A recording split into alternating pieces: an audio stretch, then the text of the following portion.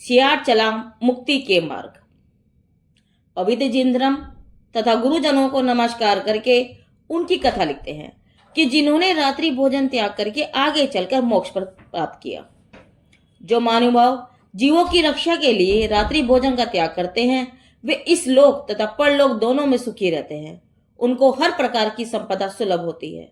और जो लोग रात्रि में भोजन करते हैं वे पापी होते हैं, उनको जीव हिंसा का पाप लगता है। इसीलिए सभी के लिए रात्रि भोजन का त्याग हितकारी है। आइए सुनते हैं सियार की कहानी। एक सियार ने मुनिराज से रात्रि भोजन पान के त्याग का नियम लेकर जीवन पर्यंत उस नियम का निर्वाह किया और अगले ही भव में मोक्ष लक्ष्मी का वर्ण कर अनंत सुखी हुआ। उसका यहाँ कथा रूप में वर्णन करते हैं। मगध देश में सुप्रतिष्ठित नाम का नगर अपनी सुंदरता तथा विशालता के लिए प्रख्यात था। वहां के राजा जयसेन धर्मज्ञ और प्रजा पालक थे। वहां धनमित्र नाम का एक सेठ रहता था। उनकी पत्नी का नाम धनमित्रा था। यह दंपत्ति जैन धर्म के दृढ़ श्रद्धालु थे। एक दिन उनके पुण्य योग से उन्हें सागर सेन नामक अवधि ज्ञानी मुनिराज को आहार देने का सौभाग्य प्राप्त हुआ। मुनिराज के आहारोपरांत उन्होंने अति विनय पूर्वक हाथ जोड़कर उनसे धर्मोपदेश सुनाने का निवेदन किया और कहा, हे प्रभु, अब हमको संतान की आशा नहीं रही, अतः इस संसार की मोह माया में फंसने से उत्तम है कि जिन दीक्षा ग्रहण करके आत्महित करें। तब अवधि ज्ञानी मुनिराज ने कहा, हे भव्य, अभी दीक्षा का शुभ अवसर नहीं है। तुम्हें शीघ्र ही पुत्र रत्न की प्राप्ति होगी। उसके द्वारा अनेक प्राणियों का कल्याण होगा।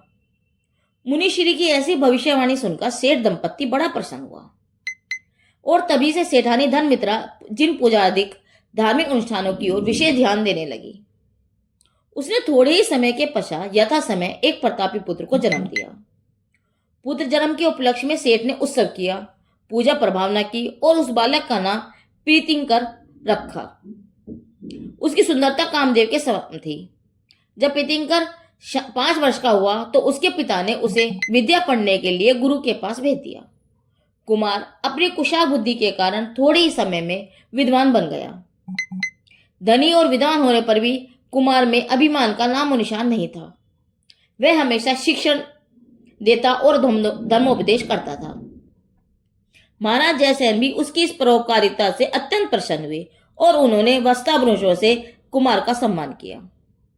यद्यपि कुमार को धन की कमी नहीं थी, तथापि उसको कर्तव्य होकर बैठा देखना ठीक नहीं लगा और उसे धन प्राप्त करने की इच्छा हुई। उसे प्रतिज्ञा की कि जब तक मैं स्वयं धनोपार्जन नहीं करूंगा तब तक विवाह नहीं करूंगा। ऐसी प्रतिज्ञा करके वह धनोपार्जन हेतु विदेश के लिए रवाना हुआ। विदेश में रहकर उसने बहुत धन अर्जित किया और उस धन सहित जब वापस घर आया तो उसके माता पिता आदि ने को बहुत आनंद हुआ। कुमार की ऐसी लगन देखकर महाराज जयसेन अत्यंत प्रसन्न हुए। उन्होंने अपनी पुत्री पृथ्वी सुंदरी का विवाह प्रीतिंकर से करके उसे आधा राज्य भी दे दिया। इसी बीच अन्य देशों की राजकुमारों के साथ भी कुमार का विवाह संपन्न हुआ। वह राज्य विभूति प्राप्त कर आनंद पूर्वक रहने लगा और प्रतिदिन जिन पूजा व शास्त्र स्वाध्याय तत्चिंतन मनन आदि करता था। परोपकार करना तो उसके जीवन का अभिन्न अंग था। एक बार सुप्रतिष्ठितपुर के सुंदर बगीचे में चारण निधिधारी मुनि ऋजुमती और विपुलमती पधारे।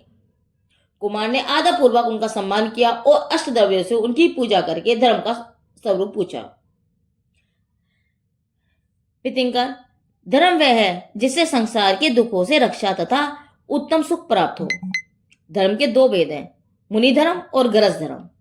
मुनि धर्म सब त्याग रूप होता है और गृहस्थ घर में रहकर ही धर्म का पालन करता है। मुनि धर्म और गृहस्थ धर्म में सबसे बड़ा अंतर यह है कि पहला साक्षात मोक्ष का कारण है और दूसरा परंपरा से। मुनिराज के उपदेश से कुमार को जैन धर्म के प्रति श्रद्धा और भी दृढ़ हो गई। उसने हाथ जोड़कर मुनिराज से कहा, हे प्रभु, मेरे पूर्व की कथा सुनाओ। मुनिराज कहने लगे, एक बार इस बगीचे में तपस्वी सागर सेन मुनि उतरे थे। नगर निवासी गाजते बाते मुनिराज के दर्शन के लिए आए थे। लोगों के चले जाने के बाद वहां एक सियार आया और एक मृतदेह का भक्षण करने को तैयार हुआ। तभी मुनिराज ने उसे समझाया कि पाप परिणामों का फल बहुत बुरा होता है। तू मुर्दे को खाने के लिए इतना व्याकुल है, धिक्कार है तुझे। तू जैन धर्म ग्रहण न करके आज तक इतना बड़ा दुखी हुआ है, अब तू पुण्य के रास्ते पर चलना सीख। उनकी होना ठीक थी, अतः वह मुनिराज का उपदेश सुनकर शांत हो गया। मुनिराज ने आगे कहना शुरू किया कि तू विशेष व्रतों को तो धारण नहीं कर सकता, अतः रात्रि में खाना पीना छोड़ दे। यह व्रत समस्त व्रतों का मूल है। सियार ने ऐसा ही किया। वह हमेशा मुनिराज के चरणों का स्मरण करता रहता था। इस प्रकार सियार का जीवन व्रत सहित बीतने लगा। एक दिन में ही आकाश में घने मेघों के छा जाने से दिन में ही रात्रि के समान भाषित होने लगा। फिर भी मेघों के अंदर छुपा हुआ सूर्य खुले मैदान में तो अपने प्रताप से दिन की सत्ता का एहसास करा रहा था, परंतु बावड़ी के भीतर कुछ अंधकार सा प्रतीत होने के कारण वहां रातनी सी लगने लगी थी। इसी समय उस बिहार को बहुत जोर से प्यास लगी। वह बावड़ी के अंदर पानी पीने गया। बावड़ी के अंदर अंधकार था। वह समझा कि रात्रि हो गई है और बिना खाया पिए भी वापस आ गया। इस प्रकार वह कितनी ही बार बावड़ी में उतरा और वहां सूर्य का प्रकाश न देख कर वापस आ जाता। अंत में वह बिना पानी पिए दुखी हो गया और अंतिम बार बावड़ी में उतरा और वापस न आ सका। वहीं उसका मरण हो गया। मृत्यु के उपरांत उसने धर्ममित्रा के गर्भ से प्रीतंकर के रूप में जन्म लिया। यह तुम्हारा अंतिम शरीर है। तू कर्मों का अभाव करके मोक्ष प्राप्त करेगा। इस प्रकार मुनिराज के श्रीमुख से पूर्व भाव का वचन सुनकर राजा को वैराग्य हो गया। उसे भी इच्छा भोगों से विरक्ति हो गई। वह अपने पुत्र प्रियंकर को राज्य देकर भगवान वर्धमान स्वामी के सम्मुखन में गया। उसने त्रिलोक पूज्य भगवान के दर्शन करके जिन दीक्षा ले ली। तत्पश्चात प्रीतंकर मुनिराज ने शुक्ल ध्यान द्वारा केवल ज्ञान प्राप्त हुआ। उनके पवित्र उपदेशामृत से संसार के जीव दुख से छुटकारा पाकर सुखी हुए। प्रीतंकर मुनिराज का यह चरित्र पढ़कर भव्य जन चिरकाल तक सम्यक ज्ञान प्राप्त कर अपना मोक्ष मार्ग प्रशस्त करते रहेंगे। एक पशु पर्याय में उत्पन्न सियार ने केवल रात्रि भोजन त्याग कर मनुष्य योनि में जन्म लिया और सुख भोग कर मोक्ष प्राप्त किया। इसी प्रकार भव्य जीवों को भी अनंत सुख की प्राप्ति के लिए जैन धर्म में दृढ़ विश्वास कर अपने आत्मा की साधना और परमात्मा की आराधना कर अपना जीवन सफल करना चाहिए। सियार की रात्रि भोजन त्याग कथा पूरी हुई। जिनदेव की वाणी आगम वाणी।